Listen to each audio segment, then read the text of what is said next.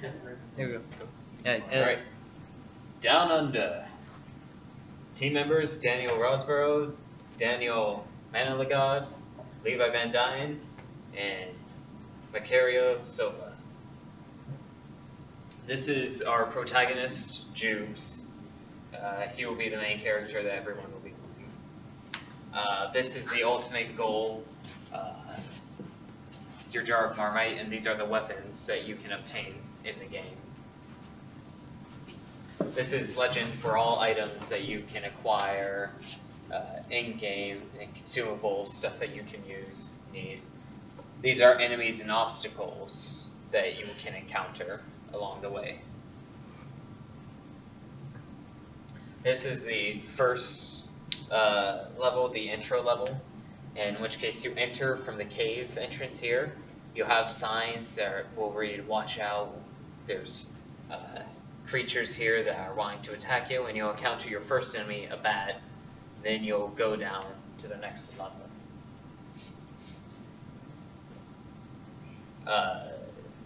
Then for the first real level, we actually descend down into here, and you'll come across enemies over here. And in this chest, you will find a schematic for something called a roper ring, which you will need to use to get across here.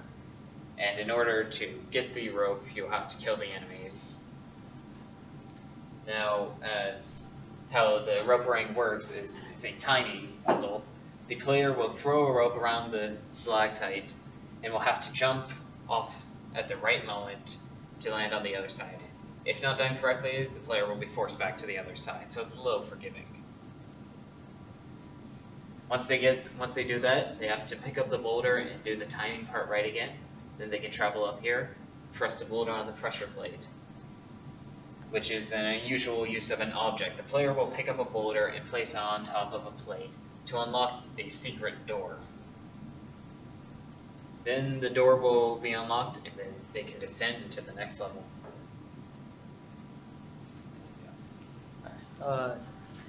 Hello, I'm Daniel Manaligod, and this is the second level layout, as you can see here.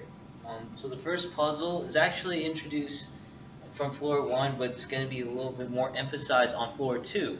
Now floor 2, whose first puzzle is a building puzzle, and you start hard from the beginning in this second floor, and Jubes realizes that, hey, there's like a bunch of enemies that knock down either 2 items or like 1 item. But in order for him to get these items, he has to find like 1 crate that actually has the list of schematics needed for new weapons or new items for his quest. If he chooses a wrong crate, another set of enemies is going to pop out, and he has to fight them off with whatever he's got. The ones with like different colors or like brighter colors, they tend to actually have 2 items per enemy, and the ones that are like normal colored or default colored, they're the ones that have like 1 item. Sometimes it differentiates from enemy to enemy. So as you can see here, this is how the puzzle works. And each time that the player gets it right, they actually get a new item upgraded. So so back here, we have like an even amount of enemies in terms of like one of the crates being trap crates, which consists of the 2 spiders, and those spiders can actually break off into 3 more little spiders. Then you also have like new enemies that are introduced. It's a little bit tougher and it's a little bit more difficult as it goes. And now we're on to the next puzzle right here, which is like on the far right corner.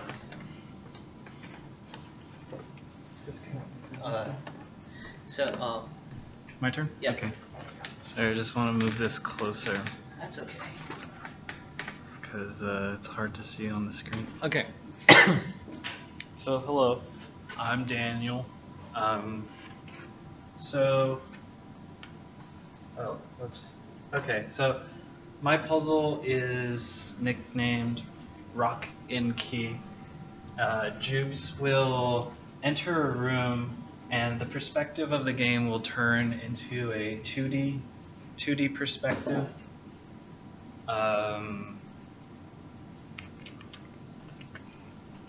Is that good? I don't know. Okay, just leave it alone. All right. So Jubes will descend down, and upon laying his feet on here, because that's how he's going to rappel down the walls, he's going to be kind of walking down them while holding onto the rope. He's going to make note that the rock kind of presses down. So he's like, oh, so that will get the player thinking that maybe this is important. So Jubes will then go all the way down. And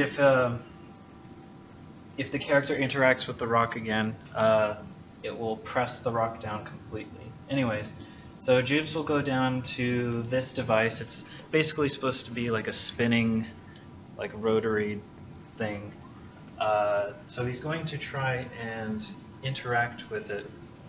And what's going to happen, because these rocks aren't pressed in the correct order, like most of them aren't even pressed to begin with, first thing, he's going to turn it. It's going to rotate. The camera is going to pan over to these rocks to make it very obvious. And then there's going to be this disappointing sound, like of mechanisms not working correctly. And this isn't going to spin all the way. So that will result with Jubes being a little confused as to what's going on. And he's going to make another note that perhaps he didn't do something correctly. So hopefully the player is smart enough at this point to try again. So basically, this is just an example of a combination that the player. It's an example of a correct combination. So A, B, C, D, E. But basically, I forgot to mention that as he is. Oh God. I hope this doesn't do anything. Okay, good. Jesus. When he spins it, any rocks pushed in incorrectly will shoot out, and any that he pushed in correctly will stay in. So that's sort of a hint as to, like, if you're on the right track. So if you put it in the right order, Jubes will spin it, and it'll continue spinning this time. The camera will pan to the rocks, and nothing will shoot out. And then there'll be like a satisfying shifting sound, and Jubes will make note that, there's like a large sound. I feel like something is opening. Something is open somewhere. And then this is basically just showing that's Jubes over here, and then this door used to be a wall has opened up, and now Jubes can exit through it. And that's the first puzzle. So Jubes will climb back up the rope, and he'll go in through the secret entrance here to the real exit. Okay, so I'm introducing 3, right? Yeah. Okay, so in level 3, Jubes appears over here and encounters 2 snakes. The enemies that Jubes will encounter in this level are snakes, dingoes, Marmotus. They're sort of cult, tribal type enemy. They're a lot stronger. They're a lot smarter. And they kind of protect the artifact. There's bats, and that's it for enemies. So he's going to go over here. He's going to pick up another schematic that he can build. Anyway, so going over here. This is the next puzzle. This one is also mine. So once Jubes enters, just making sure, is this still recording? Yeah, it is. Oh, thank God. Okay, sorry, I didn't see the number there. Yeah, it's okay. Okay. All right. So once Jubes enters the room, he's going to collapse slightly. And he's going to be sweating and breathing heavily, and he's going to say something like, "Bugger, I'm more thirstier than a boiled iguana." And then he's going to hear shuffling in this curtain, so it's like a cave area, and there's just a random purple curtain over there. So the curtains are shuffling, the camera points, oh yeah, he's surprised, and then the camera points over to the curtains. So from behind the curtain, he's going to hear a disembodied, "Oh," and this blue swan wearing suspenders that hold this fountain around its body is going to come out, and it's going to say something like, "Oh, I'm so sorry, I was powdering my spout," and this will cause Jubes to start sweating nervously, and the swan will then say, "Oh, well, at this point you're going to shrivel up into a nasty raisin. You should really partake in my fountain water." And then the swan follows with a pirouette, and a drip of gleaming water drops from its beak. So Jubes decides that he's probably better off drinking this liquid. And what happens is Jubes is kicked out of his body, and 4 Jubes are created. And Jubes is now just this puffy cloud with a hat on, and he's going to have to find out who he is again. And in order to do that, he's going to ask each one of these Jubes, basically by interacting with them,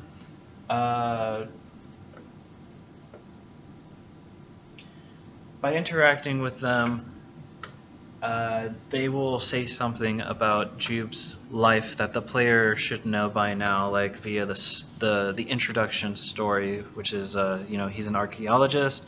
He's searching for a sacred artifact in Australia. So let's say you were talking to this orange Jubes, and he said that he was from Australia and he was searching for the rubber ducky of truth. Well, that's not correct, so that's probably not the right Jubes. So eventually, through by listening to all these, the player should be able to decide which one is the real Jubes. Once that happens, Jubes will reappear, remanifest into a physical form, and the swan will be shocked and angered because the swan reveals that he was hoping that Jubes would fail, and that his body would become, by choosing the incorrect Jubes, he would become a paradox and nullify his existence, so he would just disappear. The swan reveals that he is part of a pact and has to defend the artifact from any people that come in. So a boss battle ensues, where the swan spins, kind of like a ballerina, very graceful, and the water shoots out. See, the water spills on the ground, and there's like red eyeballs looking back out at Jubes as he is trying to dodge them. If he gets hit, he is shifted into a hellish dimension where there is a giant fleshy, there's like this giant monstrous fleshy mass that's like bony and like has a bunch of eyeballs and stuff. And so this one is bigger. This enemy is bigger and also deals a lot more damage and is a little slower. And inside the puddles, you can now see that the swan is looking and laughing at Jubes. So,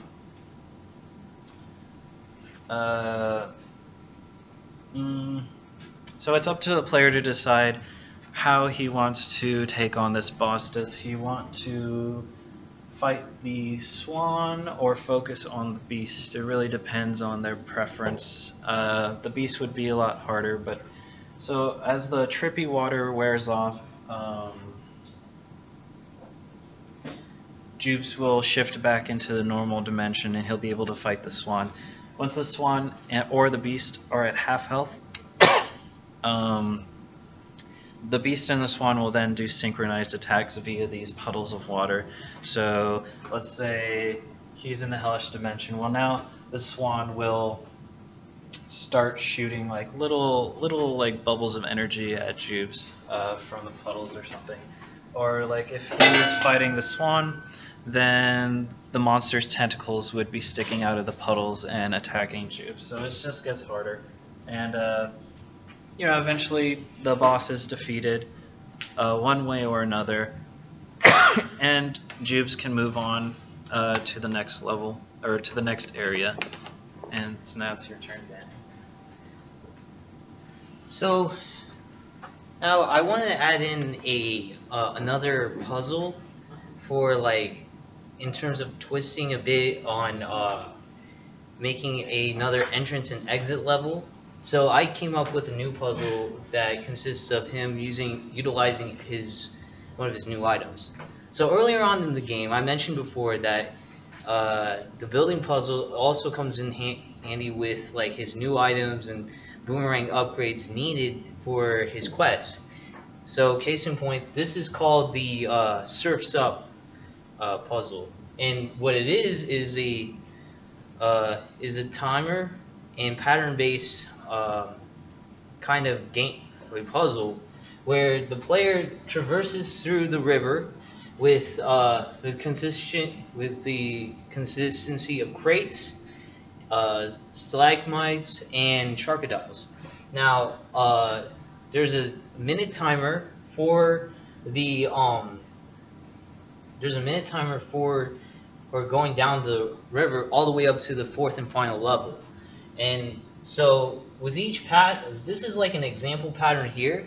You can see that there's the pattern starts off pretty easy, with stalagmites and crates. And each time he gets a crate, it shows that it has a 3-second increase to his timer. But if he hits either the stalagmite or the crocodile, the timer decreases. The timer goes down 10 seconds, and Jubes also loses his health. So along the way, the speed goes even faster and faster, and the patterns get more difficult and difficult, and the player has to time it right before the minute timer stops, and that's where it transitions on to the fourth and final level.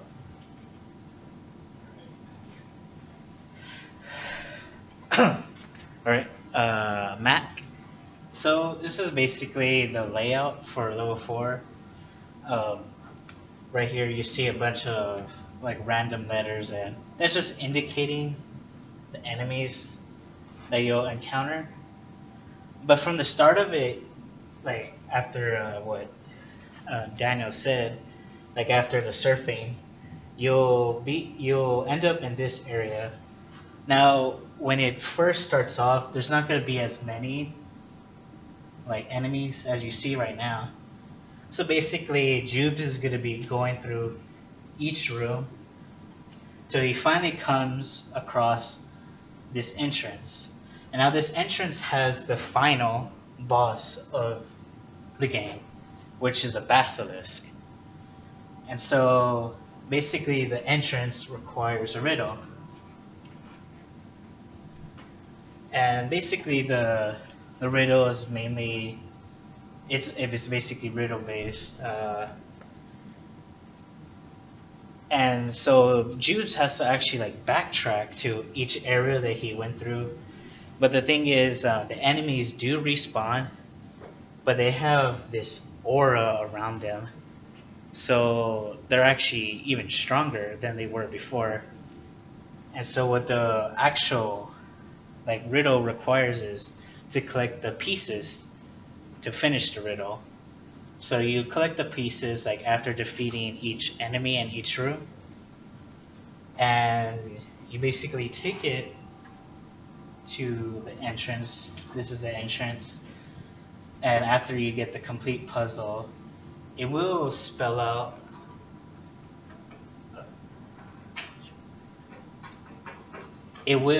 basically be deciphered as the Konami code, which is up, up, down, down, left, right, BA start. So once that is entered, you will enter the boss stage. And right here is the boss, the basilisk. He's kind of more of a mix between a viper and a rattlesnake. His main weak points will be his fangs and the rattle. And the only time the boss actually comes out is actually getting the artifact that you've been searching the whole entire game. So after you acquire this, ancient artifact, the basilisk will appear and you have to fight it. Now this is going to be very strategic. Like, you're not just going to, throw the boomerang or, shoot with my gun. You actually had to wait it out, the battle, because since it is a snake is very fast and could predict its opponent's movements. So basically you just wait it out, attack its fangs, and eventually it'll go into like a defensive state where it'll just use its tail. And that's when hitting the rattle comes into place. So after you've done all of that and you defeat it, basically a secret passage will open up and you leave, and the game is finished. The end.